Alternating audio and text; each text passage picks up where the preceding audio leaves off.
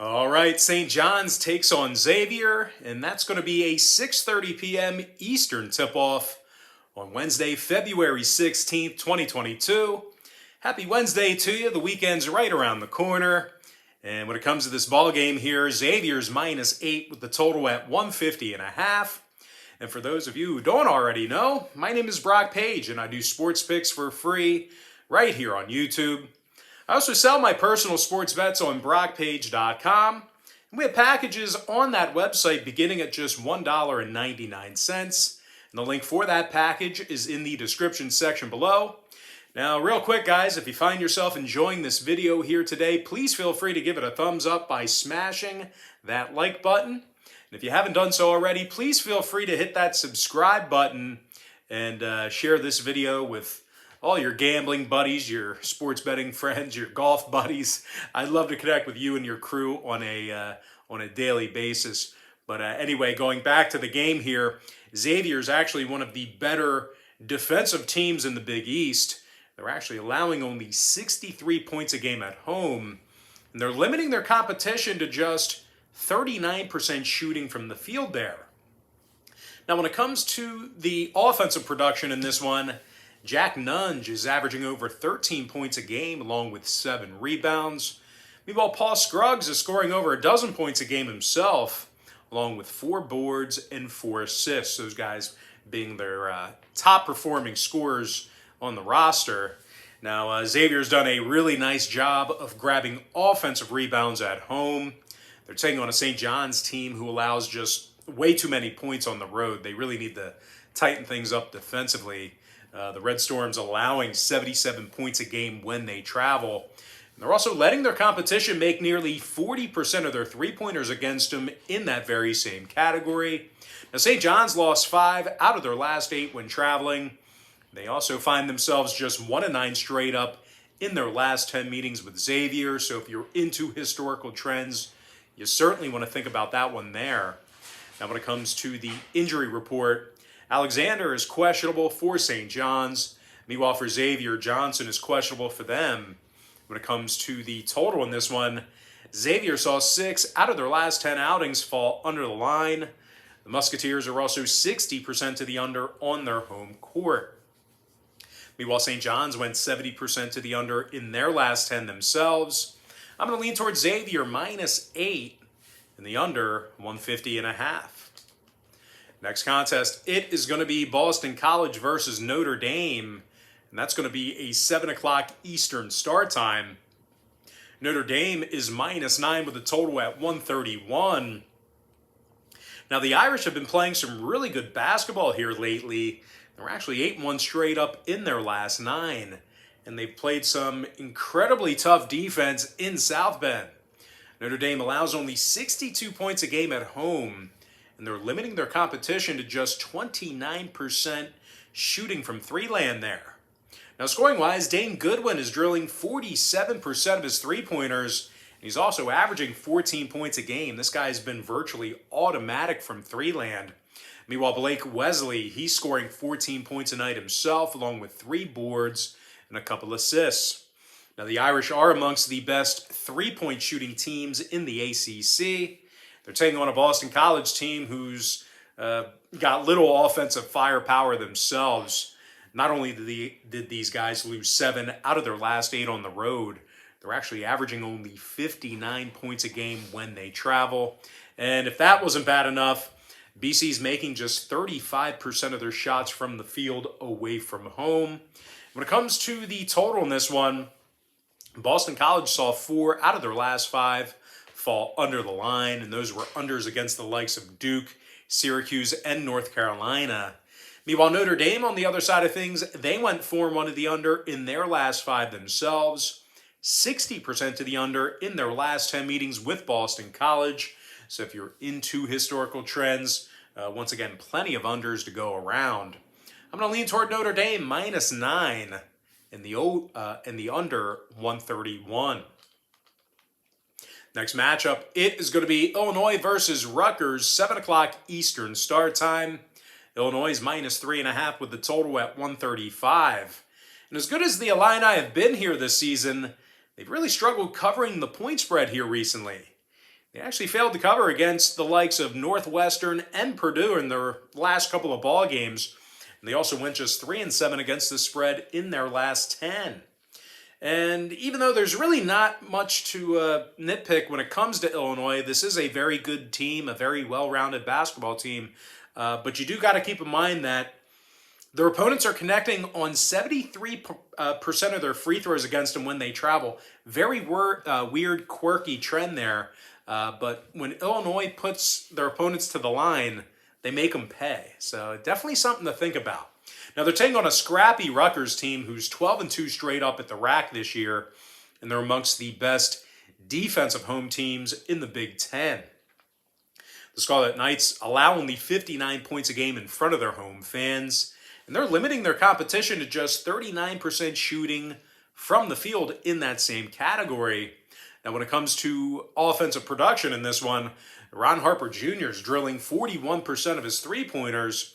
He's also averaging 15 points a game.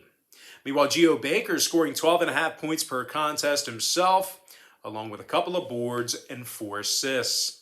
Now, total-wise, Rutgers saw 3 out of their last 4 ball games get over the line. They're also 8-2 to the over in their last 10 meetings with Illinois.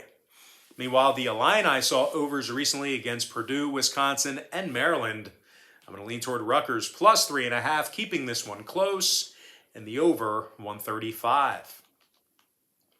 Next contest I have for you, it is going to be Miami versus Louisville, and that's going to be a 7 o'clock Eastern start time. The Miami Hurricanes are -2 with the total at 142. Now, the Canes got the W in 4 out of their last 6 ball games. And they've done a real nice job covering the point spread lately as well.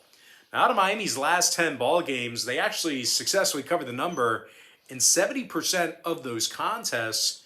And they also find themselves averaging 75 points a game for the entire year. This is a team who's had little problems getting on the scoreboard.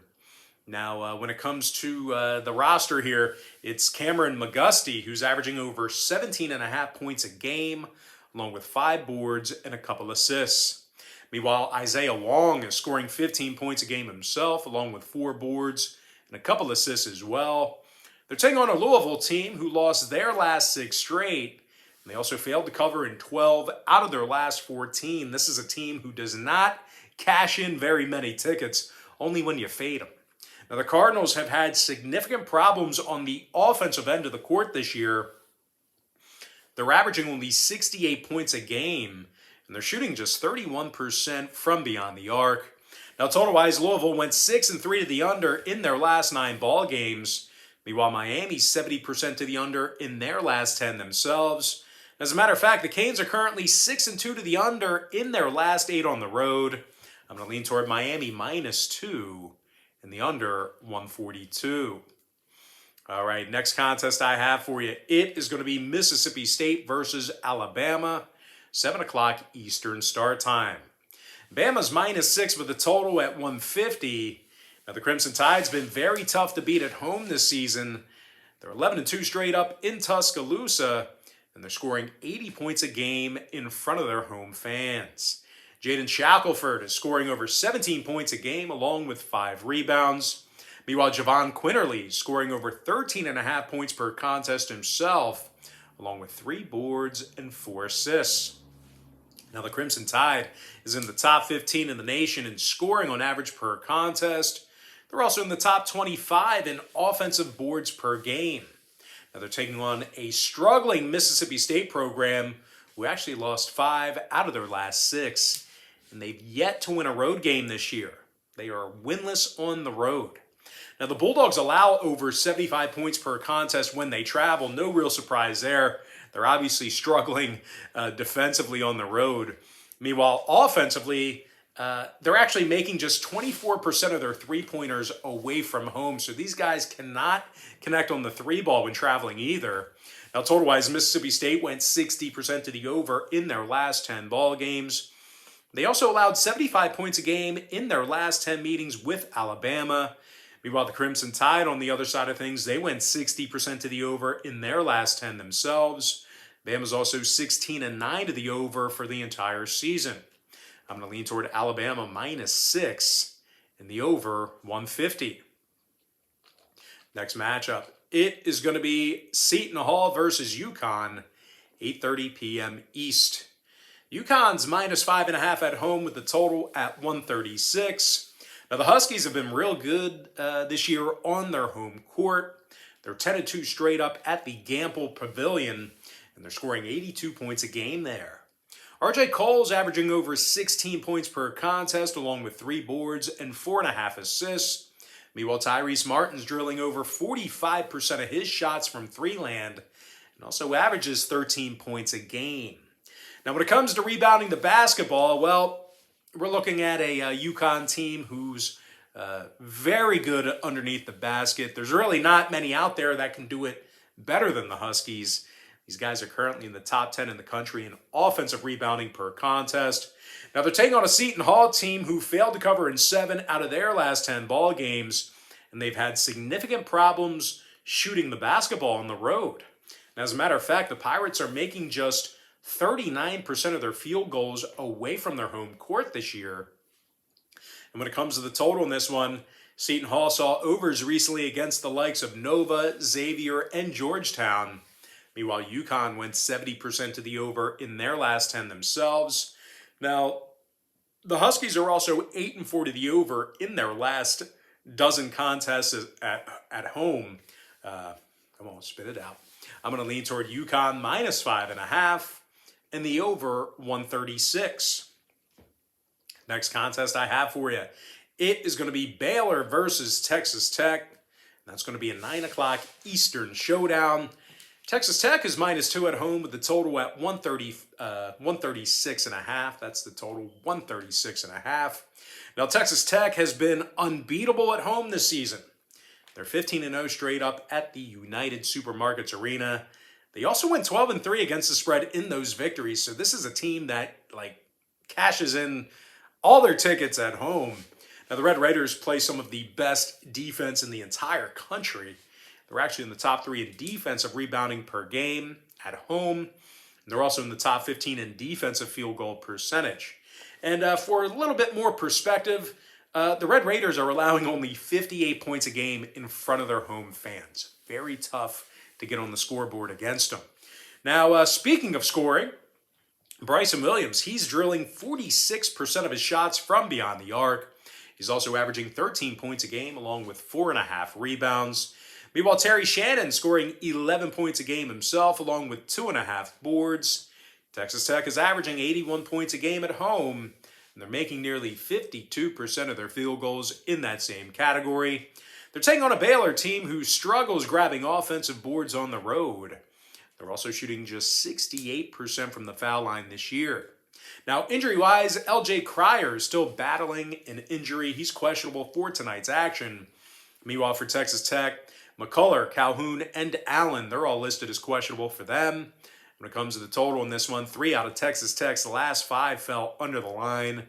Those were unders against the likes of Oklahoma, West Virginia, and Mississippi State. They're also limiting Baylor to just 67 points a game in their last 10 head-to-head meetings. Meanwhile, Baylor, on the other side, they saw 2 out of their last 3 fall under the total themselves. 60% to the under in their last 10. I'm going to lean toward Texas Tech -2 and the under 136.5. And with that, let's go ahead and jump into our next matchup.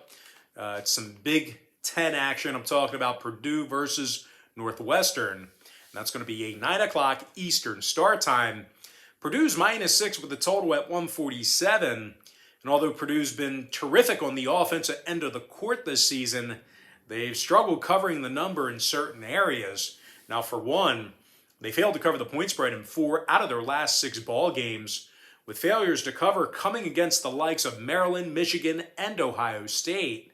Now, the Boilermakers also have a losing record against the point spread on the road, and they're allowing nearly 72 points a game in those road contests. So as good as Purdue's been, there are some problem areas that could potentially prevent them from covering this number tonight.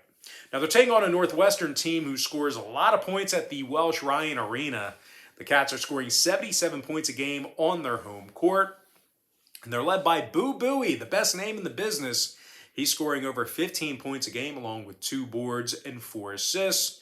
Meanwhile, Pete Nance is drilling over 41% of his three-pointers and also averages 14 points a game as well. Now, Northwestern covered the number in 5 out of their last 6 ball games, and they're holding their opponents to just 39% from the field in front of their home fans.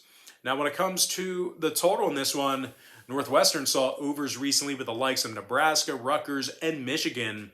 Meanwhile, Purdue, on the other side of things, they saw 5 out of their last 7 get over the line themselves. One more thing, Purdue's also 62% to the over for the entire season, so lots of overs to go around between these two teams. I'm going to lean toward Northwestern +6, keeping this one close. And the over 147. With that, guys, let's go ahead and dive into our quick pick recap. Powered to you by my website at brockpage.com. I like Xavier -8, under 150.5. Notre Dame -9, under 131. Rutgers +3.5, over 135. Miami Hurricanes -2, under 142. Alabama Crimson Tide -6, over 150. Yukon -5.5, over 136. Texas Tech -2, under 136.5. And with my next and final free pick for the video, I'm going to lean toward Northwestern +6 and the over 147.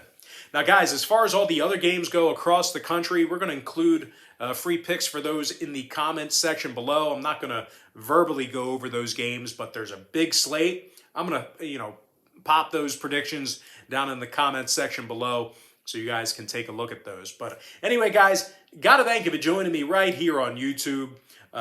Really hope you enjoyed all this great free content, all this great free information. Now, guys, if you're thinking about getting a package here today on my website, just keep in mind, if you end up signing up here today, you're going to get billed the day you sign up and then the first of every month following that. You can opt out at any time, by the way. You're not committed to a lifetime membership. But you're going to get billed today and then the first of every month following that if you continue to opt in. I always tell folks in every single video, the earlier in the month you sign up, the better. And if you want to get access to every single pick that I give out on that website, you may want to think about joining our all-inclusive board member tier package. But once again, guys, most importantly, I got to thank you for joining me right here on YouTube.